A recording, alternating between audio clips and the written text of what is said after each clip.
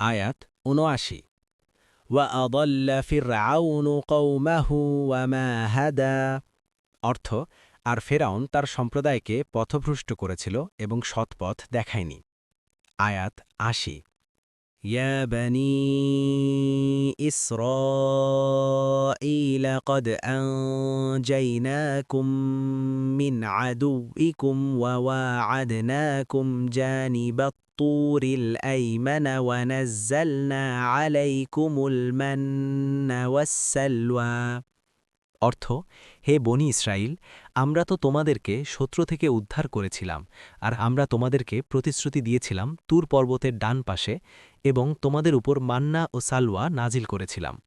তাফসির ১ নম্বর ফুটনোটের বিবরণ, অর্থাৎ ফেরাউনের কবল থেকে মুক্তি পাওয়া এবং সমুদ্র পার হওয়ার পর আল্লাহ তাআলা মুসা আলাইহিস সালামকে এবং তার মধ্যস্থতায় বনি ইসরাইলকে প্রতিশ্রুতি দিলেন যে তারা তুর পর্বতের ডান পার্শ্বে চলে আসুক, যাতে আল্লাহ মুসার সাথে কথা বলেন। এখানেই মুসা আলাইহিস সালাম আল্লাহকে দেখতে চেয়েছিলেন এবং তাকে এখানেই তাওরাত দেয়া হয়। ইবনে কাসির ২ নম্বর ফুটনোটের বিবরণ, এটা তখনকার ঘটনা যখন বনি ইসরাইল সমুদ্র পার হওয়ার পর সামনে অগ্রসর হয় এবং তাদেরকে একটি পবিত্র শহরে প্রবেশ করার আদেশ দেয়া হয়।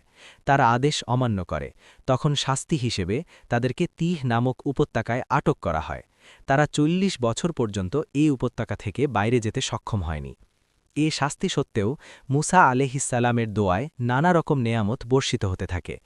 মান্না ও সালওয়া ছিল এই সব নেয়ামতের অন্যতম, যা তাদের আহারের জন্যে দেয়া হতো। কুরতুবী